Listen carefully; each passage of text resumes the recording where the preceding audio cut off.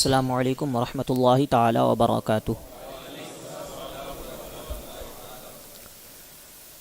الحمد للہ وحدہ والصلاة والسلام علی من لا نبی بعدہ وعلی آلہ واصحابہ الذین اوفوا عہدہ، اما بعد فاعوذ باللہ من الشیطان الرجیم، بسم اللہ الرحمن الرحیم۔ وما آتاكم الرسول فخذوه وما نهاكم عنه فانتهوا، صدق اللہ العظیم وبلغنا رسوله النبی الامین المعین الکریم، ونحن على ذلك لمن الشاہدین والشاکرین، والحمد للہ رب العالمین۔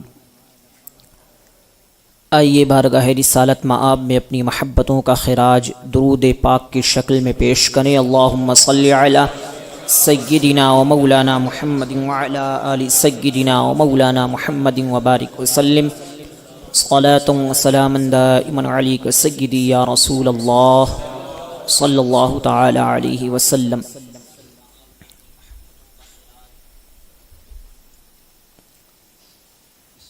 آج کا جو موضوع ہے وہ ہے اختیارات مصطفیٰ صلی اللہ علیہ وسلم دلائل کی روشنی میں۔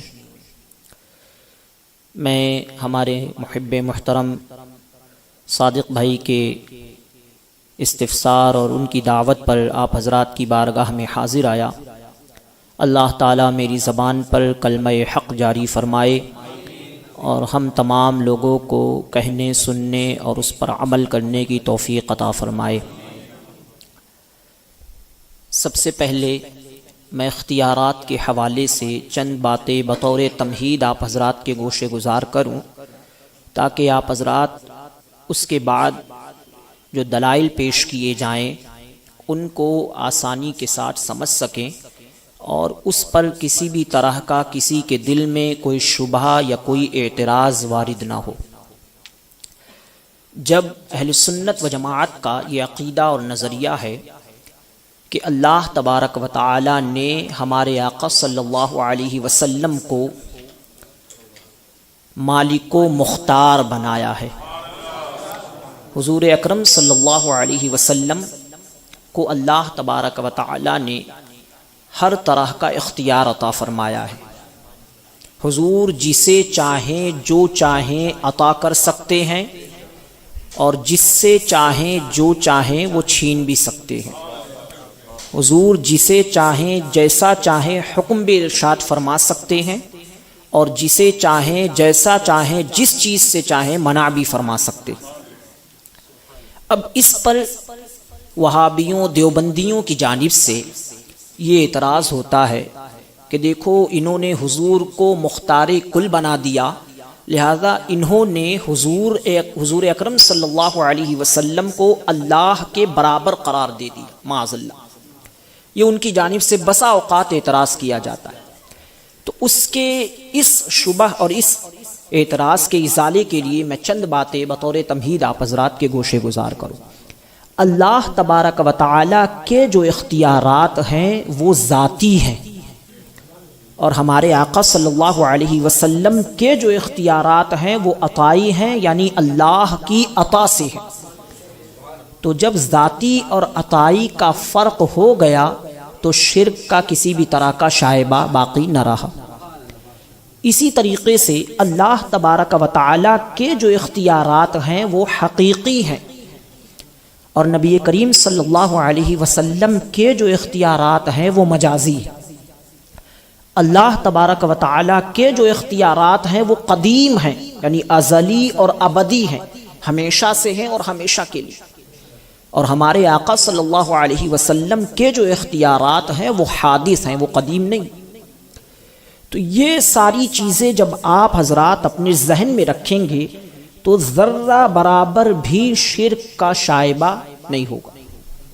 لیکن وہ ذاتی اور عطائی، حقیقی اور مجازی، قدیم اور حادث کے فرق کو ملحوظ خاطر نہیں رکھتے۔ اس کی وجہ سے وہ یہ سمجھ بیٹھتے ہیں کہ ذاتی اور عطائی کا فرق نہ کر کے وہ یہ کہتے ہیں کہ انہوں نے حضور کو اللہ کے برابر قرار دے دیا، معاذ اللہ۔ اختیارات کی دو قسمیں، ایک ہے تشریعیہ اور دوسری ہے تکوینیہ۔ تشریعیہ کا مطلب یہ ہے کہ کسی چیز کو فرض قرار دے دینا یا واجب قرار دے دینا، یا کسی چیز کو مکروہ قرار دے دینا، یا حرام قرار دے دینا، یا مستحب قرار دے دینا، یا مباح قرار دے دینا۔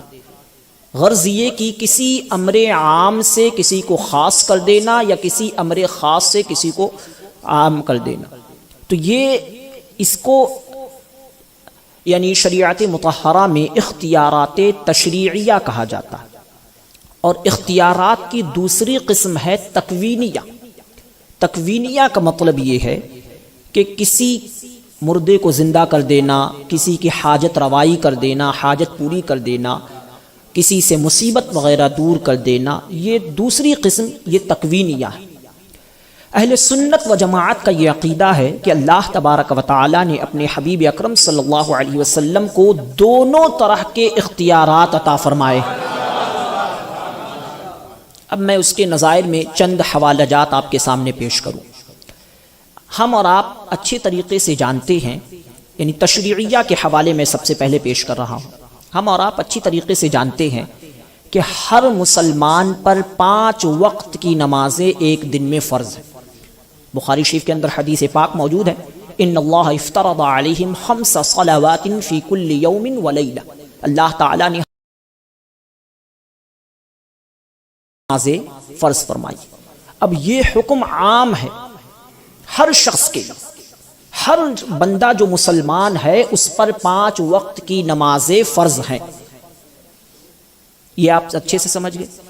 مگر میرے آقا صلی اللہ علیہ وسلم کو اللہ نے ایسا اختیار اور تصرف عطا فرمایا ہے کہ آپ جس سے چاہیں جتنی چاہیں نمازیں معاف فرما سکتے ہیں۔ اس کی میں ایک نظیر آپ کے سامنے پیش کروں۔ نبی کریم حضرت نصر بن عاصم رضی اللہ تعالیٰ عنہ صحابی رسول ہے، وہ فرماتے ہیں اتى النبی صلی اللہ علیہ وسلم فاسلم على انه لا يصلي الا صلاتين فقبل ذلك منه۔ سنن ابی داؤد کے اندر یہ حدیث پاک موجود ہے۔ اللہ کے رسول صلی اللہ حضرت نصر بن عاصم کہتے ہیں کہ اللہ کے رسول صلی اللہ علیہ وسلم کی بارگاہ میں ایک شخص آیا اسلام قبول کرنے کی غرض سے، اور اس نے اسلام اس شرط پر قبول کیا کہ یا رسول اللہ دن میں صرف 2 وقت کی نمازیں پڑھوں گا۔ تو اللہ کے رسول صلی اللہ علیہ وسلم نے اس کی اس بات کو قبول فرمایا اور اس کے لیے اجازت عطا فرمائی کہ ہاں تمہارے لیے اجازت ہے، تم 2 وقت کی نماز پڑھنا، تم پر کوئی حرج نہیں۔ تو یہ میرے آقا صلی اللہ علیہ وسلم کو اللہ تعالی نے اختیار عطا فرمایا۔ اسی طریقے سے سنن ابی داؤد کے اندر ایک اور حدیث پاک بھی موجود ہے۔ ایک صحابی رسول ہیں حضرت فضالہ رضی اللہ تعالی عنہ، وہ نبی کریم صلی اللہ علیہ وسلم کی بارگاہ میں آئے اور وہ خود راوی ہیں، فرماتے ہیں علمنی رسول اللہ صلی اللہ علیہ وسلم فکان فیما علمنی حافظ علی الصلوات الخمس۔ اللہ کے رسول صلی اللہ علیہ وسلم کی بارگاہ میں حاضر ہوا، اللہ کے رسول صلی اللہ علیہ وسلم نے مجھے چند باتوں کی نصیحت فرمائی، دین اسلام کے متعلق، شریعت مطہرہ کے متعلق چند چیزوں کی حضور نے مجھے نصیحتیں فرمائی، اور ان نصیحتوں میں حضور نے ایک نصیحت یہ فرمائی حافظ علی الصلوات الخمس، کہ 5 وقت کی نمازیں پابندی کے ساتھ ادا کرتے رہیں۔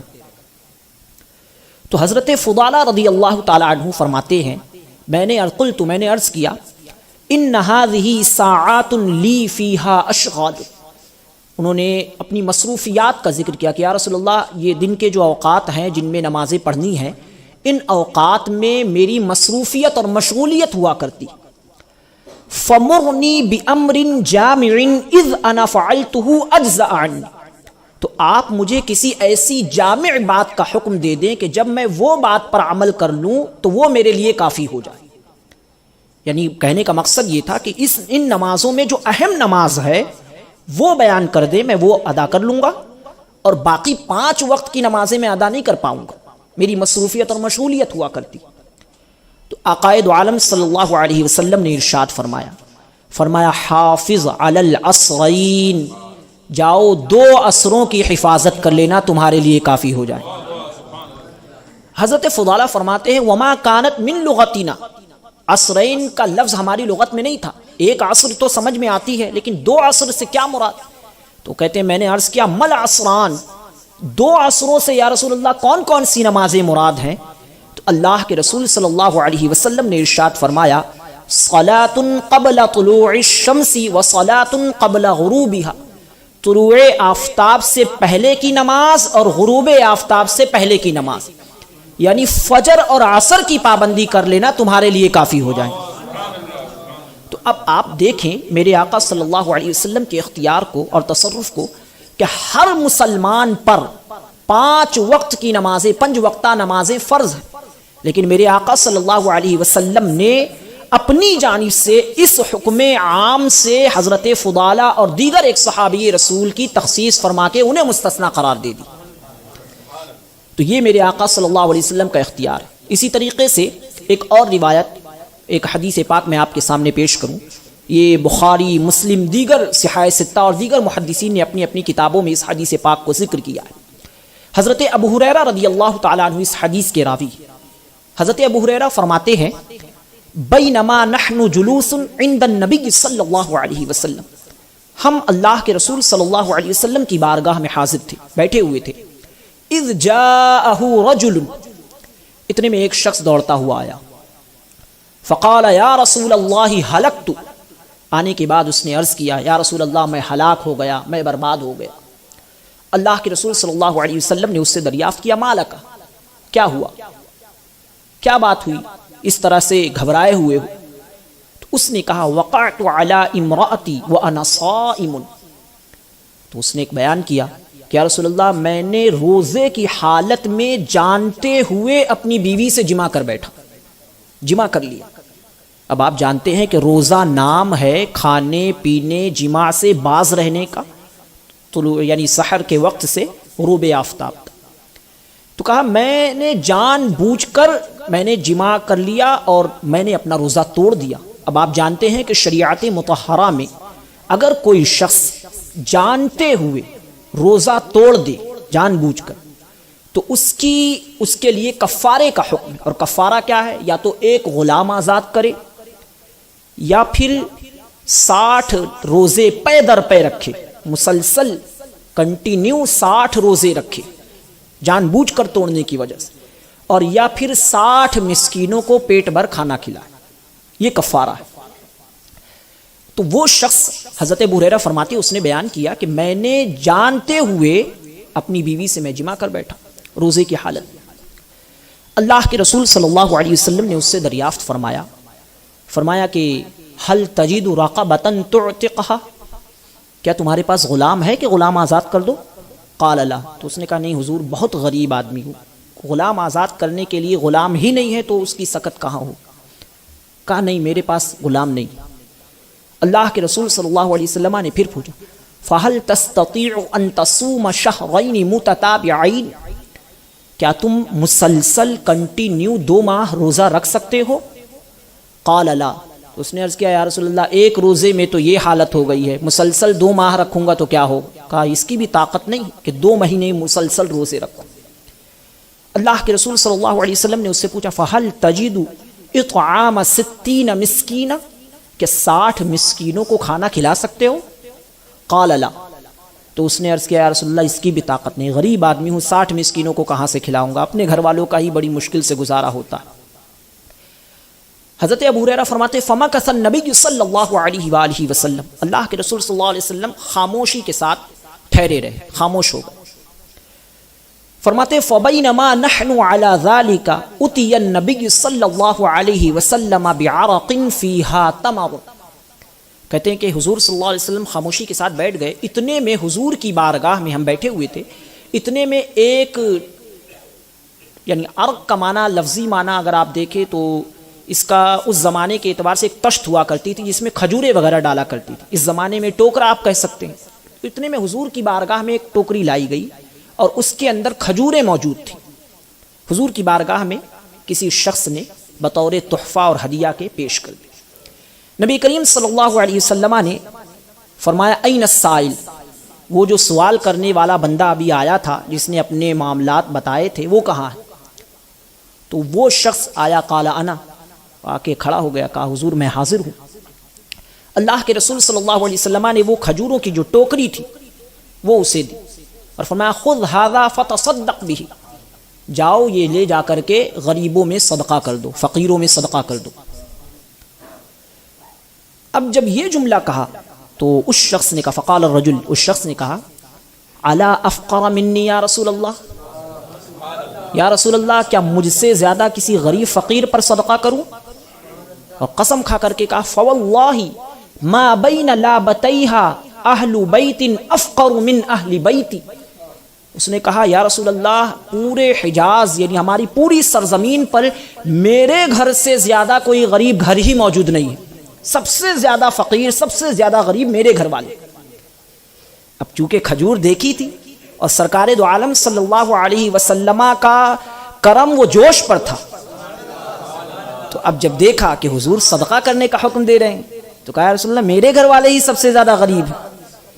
تو جب یہ جملہ کہا، حضرت ابو ہریرہ فرماتے ہیں فضحک النبی صلی اللہ علیہ وسلم حتی بدت انیابہ، اللہ کے رسول صلی اللہ علیہ وسلم مسکرائے یہاں تک کہ آپ کے سامنے والے دانت نظر آنے لگے۔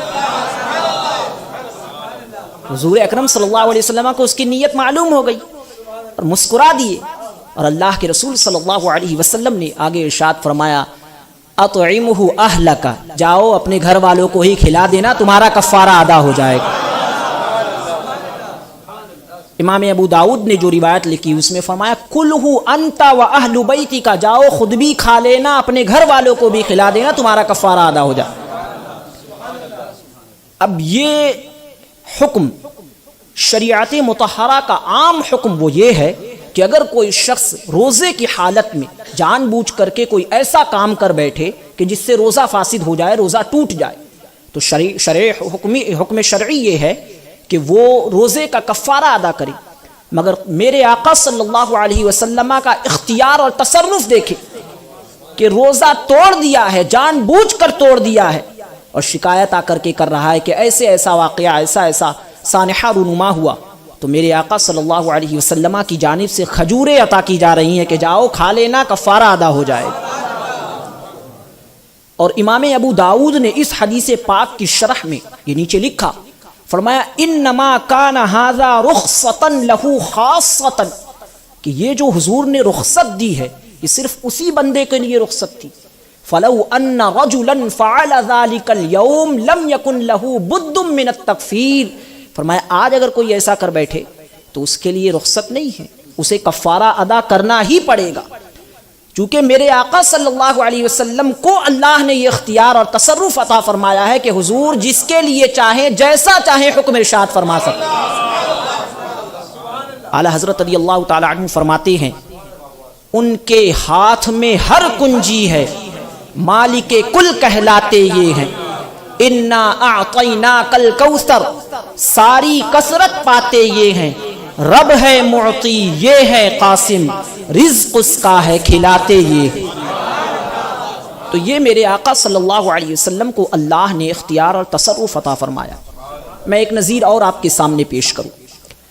آپ جانتے ہیں کہ ریشم کا لباس امت محمدیہ میں مردوں کے لیے یہ جائز نہیں، ریشمی لباس مردوں کے لیے۔ بخاری شریف کے اندر حدیث پاک موجود ہے، اللہ کے رسول صلی اللہ علیہ وسلم نے ارشاد فرمایا حرم لباس الحریر والذہب علی ذکور امتی واحل لاناسہم، کہ میری امت کے مردوں پر ریشمی لباس اور سونے کا یعنی سونے کے زینت کے طور پر کوئی چیز سونے کی پہننا یہ میری امت کے مردوں پر حرام ہے اور عورتوں کے لیے یہ جائز ہے۔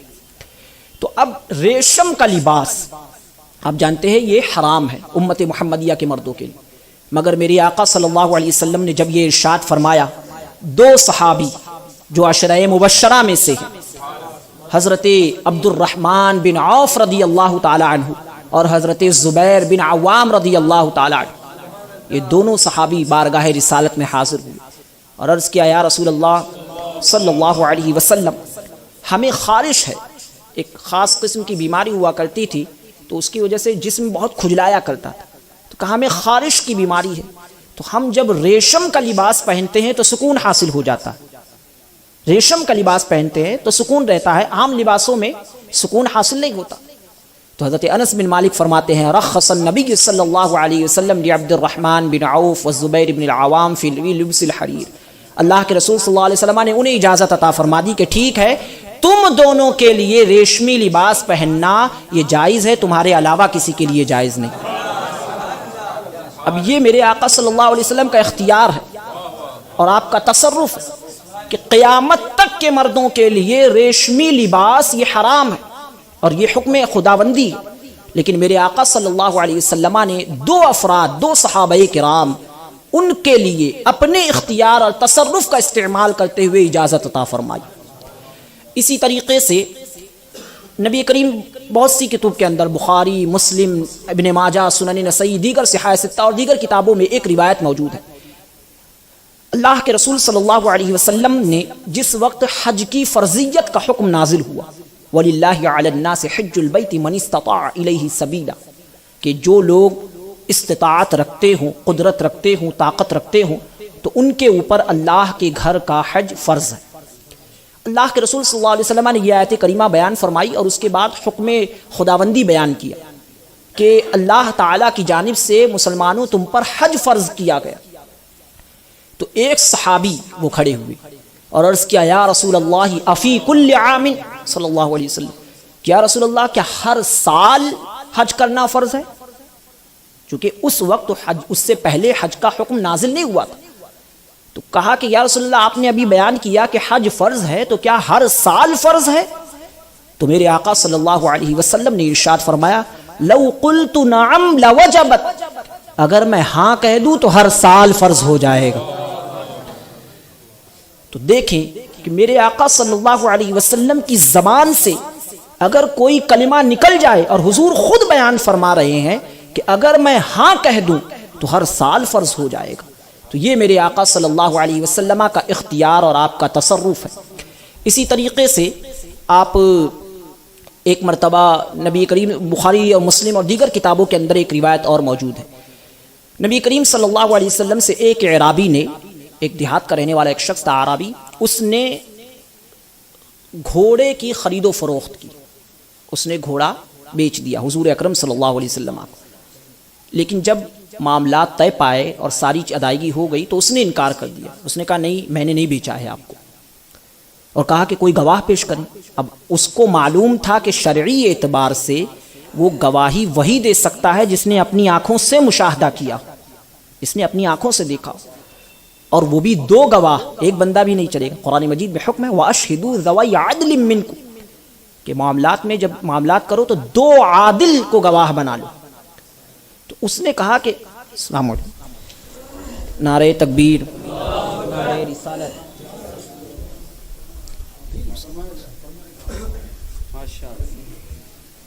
نعرہ تکبیر، نعرہ رسالت، خلیفہ حضور تاج الشریعہ، وفادار تاج الشریعہ، اپنے کرم سے انہیں میں شامل فرما۔ آمین۔ جی نہ سنیے میں عرض کر رہا ہوں، آپ بالکل بلا تکلف۔ لبیک لبیک لبیک یا رسول اللہ، لبیک لبیک لبیک یا رسول اللہ، لبیک لبیک لبیک یا رسول اللہ۔ درود پاک پڑھی، اللہم صلی علی سیدنا مولانا محمد صلی صلاۃ و سلام علیک سیدی یا رسول اللہ صلی اللہ علیہ وسلم۔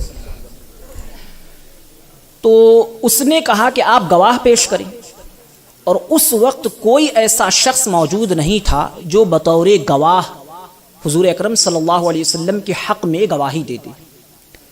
نبی کریم صلی اللہ علیہ وسلم نے، یعنی جو بھی مسلمان آتا اور اس اعرابی کی باتوں کو سنتا تو اسے ملامت کرتا کہ تو کیسا بدبخت ہے، اللہ کے رسول صلی اللہ علیہ وسلم جو فرمائیں گے حق فرمائیں گے، لیکن چونکہ کوئی موجود نہیں تھا تو اس لیے گواہی دینے کو تیار نہیں۔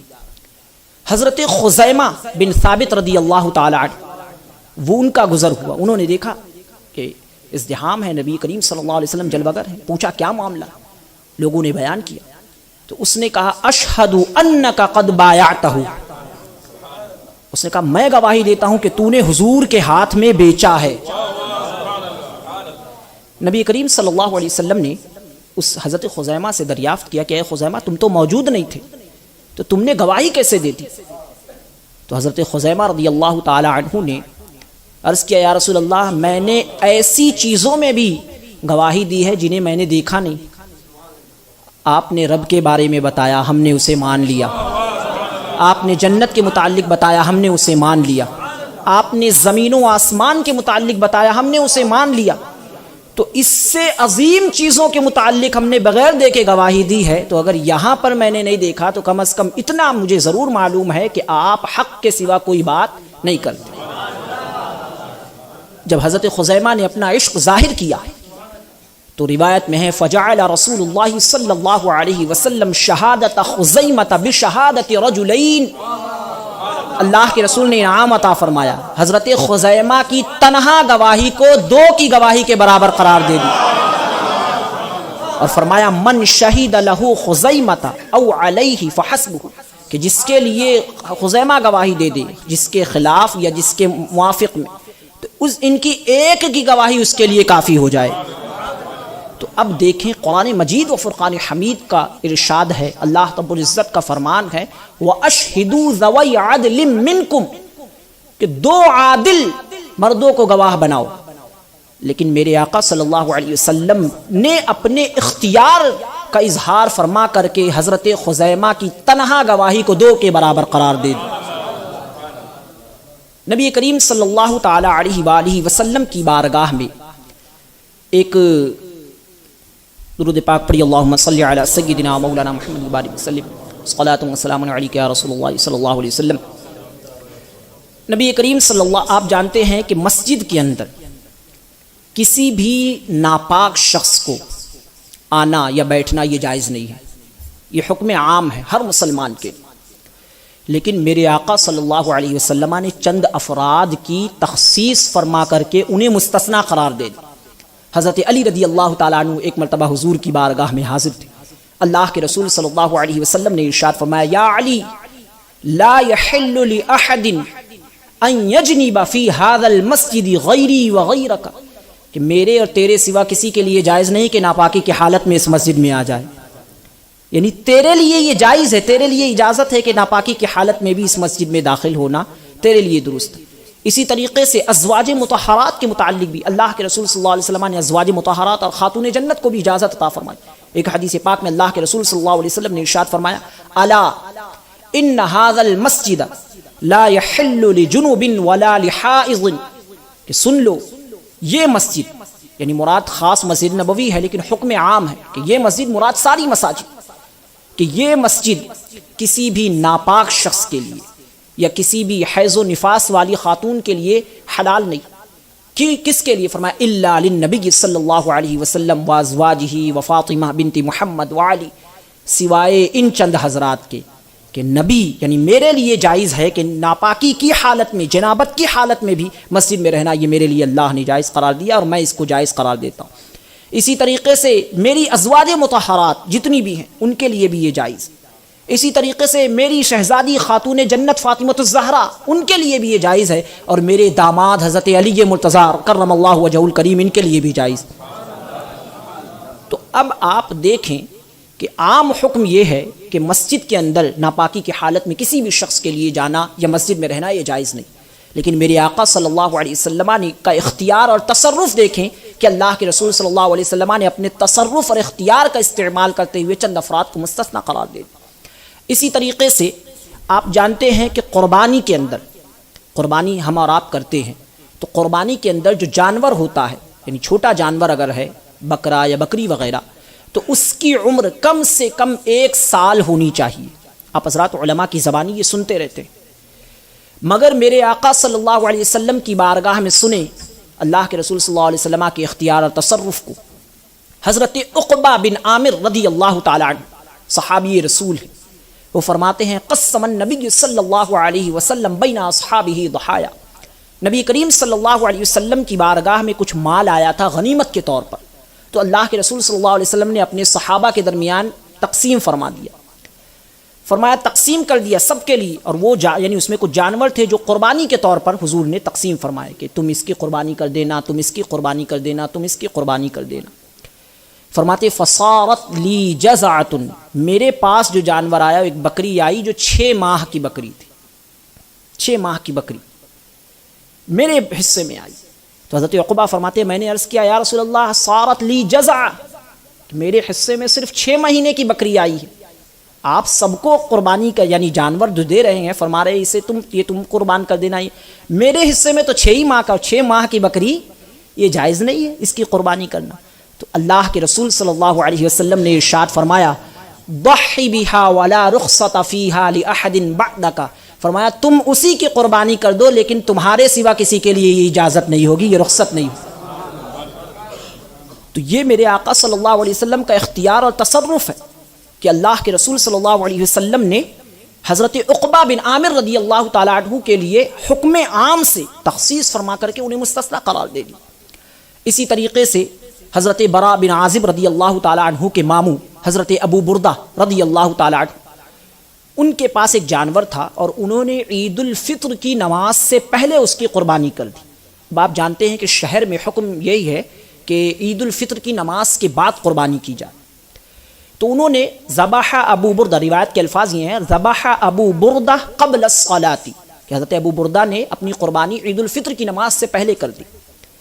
تو نبی کریم صلی اللہ علیہ وسلم نے ان سے فرمایا ابدلھا، کہ اس کی جگہ پہ کوئی دوسرا جانور بھی قربان کرو۔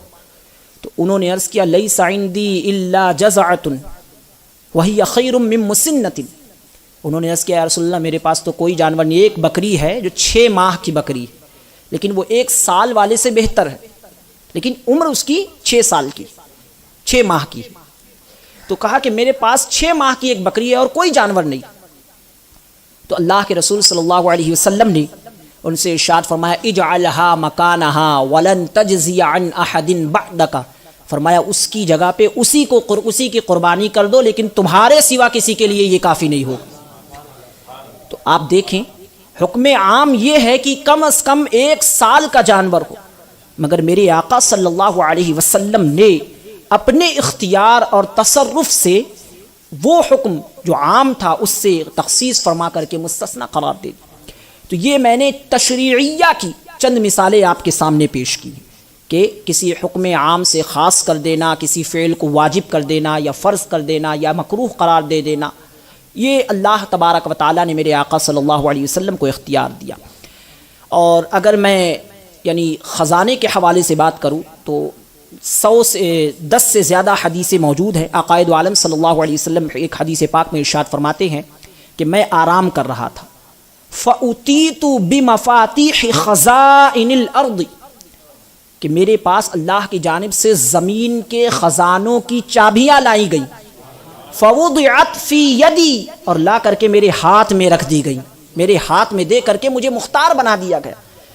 استاذ زمن علامہ حسن رضا خان بریلوی رحمۃ اللہ تعالی علیہ فرماتے ہیں کنجی تمہیں دی اپنے خزانوں کے خدا نے، محبوب کیا مالک و مختار بنایا۔ تو میرے آقا صلی اللہ علیہ وسلم کو اللہ نے ہر طرح کا اختیار عطا فرما دیا۔ میں نے تشریعیہ کی مثالیں دی، چونکہ وقت کم ہے تو میں اب تکوینیہ کی بھی مثالیں دے دوں۔ تکوینیہ کا مطلب وہی ہے کہ کسی مردے کو زندہ کر دینا یا کسی کی حاجت روائی کر دینا، حاجت پوری کر دینا، اور یا پھر کسی سے مصیبت وغیرہ دور کر دینا۔ اب سب سے پہلے میں مردے زندہ کرنے کے حوالے سے ایک مثال پیش کروں۔ آپ حضرات حضرت جابر رضی اللہ تعالی عنہ کا واقعہ علماء سے سنتے ہیں کہ حضرت جابر نے غزوہ خندق کے موقع پر حضور کی دعوت فرمائی تھی اور ایک بکری کا بچہ تھا، اسی کو ذبح کیا تھا اور سارے صحابہ جو ہے شکم سیر ہو گئے تھے۔ تو اس واقعے کو بہت متعدد کو محدثین نے اپنی کتابوں میں لکھا، لیکن اس کے ضمن میں ایک روایت لکھی علامہ عبد الرحمن جامی نے شواہد النبوہ کے اندر، اور شیخ عبد الحق محدث دہلوی رحمۃ اللہ تعالی علیہ نے مدارج النبوہ کے اندر، اور علامہ خرفوتی نے جو قصیدہ بردہ کی انہوں نے شرح کی ہے شرح خرفوتی، اس کے اندر اس واقعے کو لکھا، اور مرشد گرامی حضور تاج الشریعہ نور اللہ مرقدہ نے اپنی کتاب الفردہ فی شرح البردہ کے اندر بھی اس روایت کو لکھا۔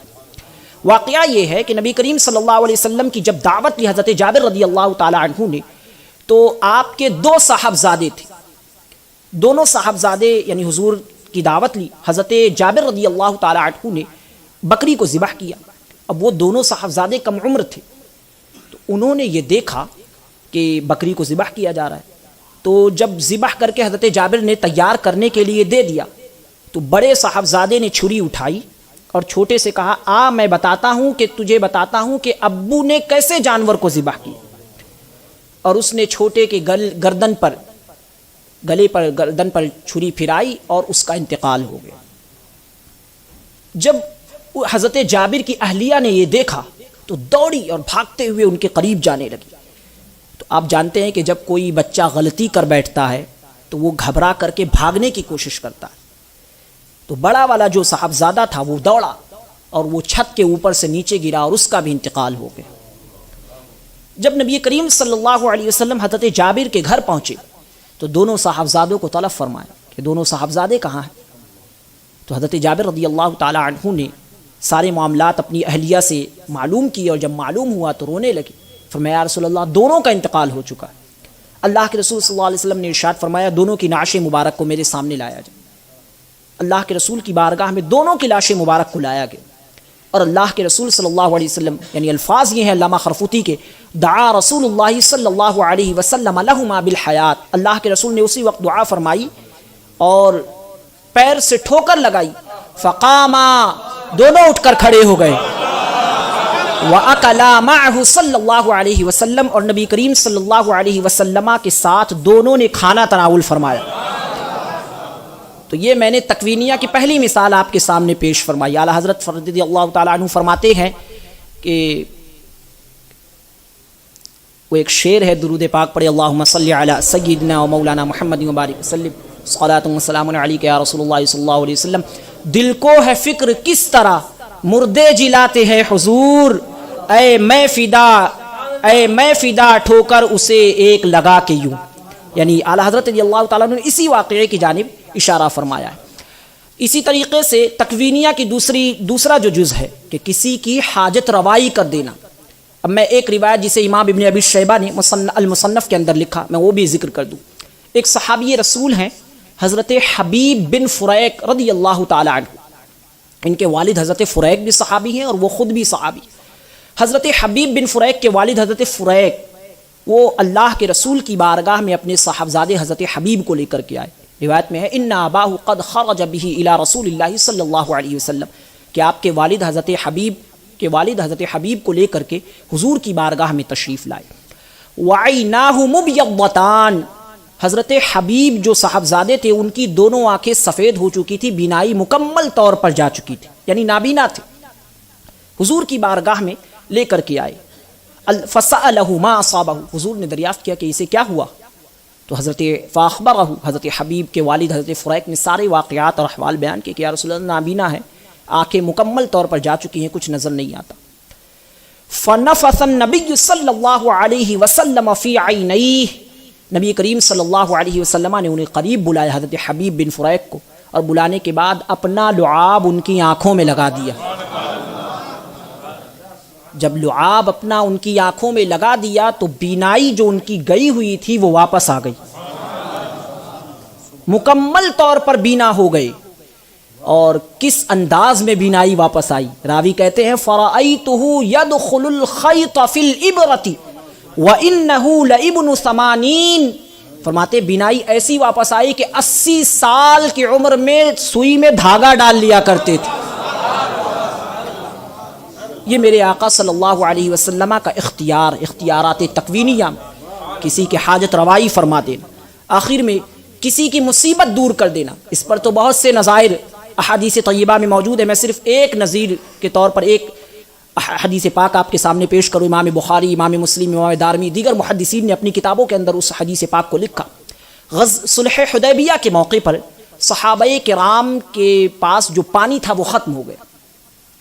اب آپ جانتے ہیں کہ وہ زمانہ اتنی آسانی کا نہیں تھا جس انداز میں آج ہر جگہ پر پانی میسر ہے، کہ وہ زمانہ تھا کہ ریگستان ہوا کرتے تھے، چٹیل جنگل، چٹیل میدان، یہ سارے معاملات ہوا کرتے تھے سفر کے حالم میں.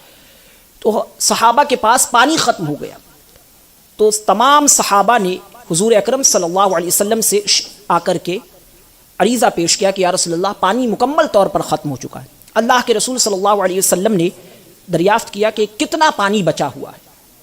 تو صحابہ نے جب مکمل طور پر تلاش کیا تو ایک برتن میں تھوڑا سا پانی موجود تھا. صحابہ نے عرض کیا کہ یا رسول اللہ وضو بھی نہیں ہے، بعض کو غسل کی حاجت ہے، بعض کو وضو کی حاجت ہے، پینے کے لیے بھی پانی نہیں ہے، اونٹوں کے لیے بھی پانی نہیں ہے، تو کیا کیا جائے؟ نبی کریم صلی اللہ علیہ وسلم نے فرمایا کہ وہ لوٹا میرے پاس وہ برتن میرے پاس لے کر کے آؤ.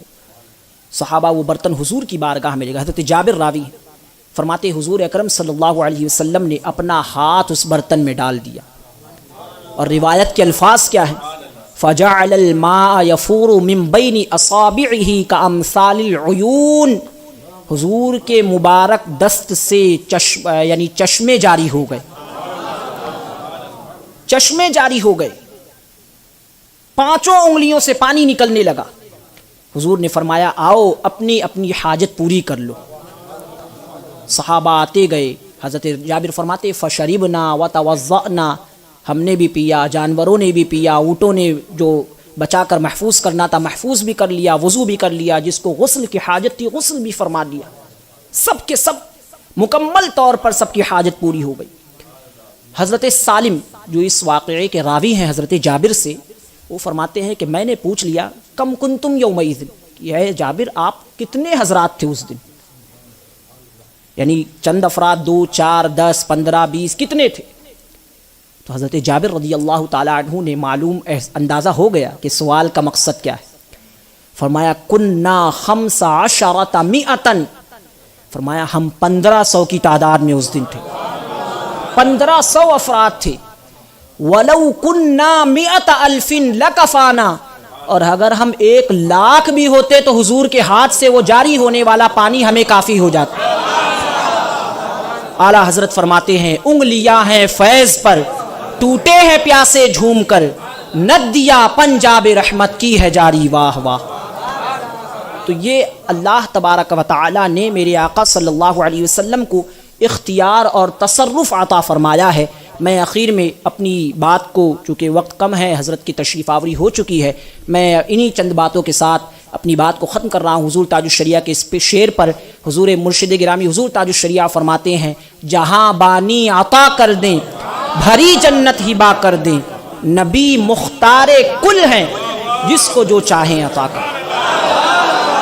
اور یہ بات حضرت نے اپنی جانب سے نہیں کہی. اگر وقت ہوتا تو انشاءاللہ میں محدثین، فقہاء، اولیاء، صلحاء، اسلاف کا جو عقیدہ تھا، جو نظریہ تھا، وہ بھی آپ کے سامنے پیش کرتا. امام شارح بخاری امام شہاب الدین قسطلانی نے یہ لکھا کہ من خصائصہ صلی اللہ علیہ وسلم یخص من شاء بما شاء، کہ حضور کو اللہ نے یہ خصوصیت عطا فرمائی ہے کہ حضور جس کے لیے چاہیں جیسا چاہے حکم ارشاد فرما سکتے.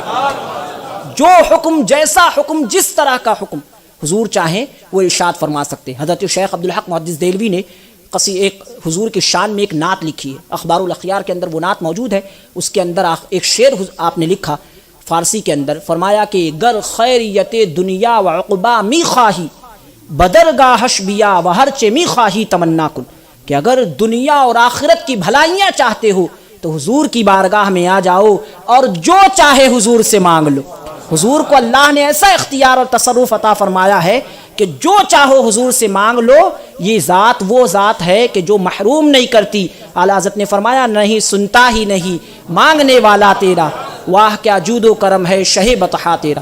بس انہی چند باتوں کے ساتھ میں اپنی بات کو ختم کر رہا ہوں. اللہ تعالیٰ کی بارگاہ میں دعا ہے کہ مولا کریم ہمیں عقیدہ حقہ، مسلک حق، اہل سنت و جماعت جسے پہچان کے لیے اس دور میں مسلک اعلیٰ حضرت کہا جاتا ہے، اسی مسلک پر ہم تمام لوگوں کو استقامت عطا فرمائے اور اسی پر خاتمہ بالخیر کی توفیق عطا فرمائے. استغفر اللہ ربی من کل ذنب و خطیۃ و اتوب الیہ، وآخر دعوانا الحمد للہ رب العالمین. السلام علیکم.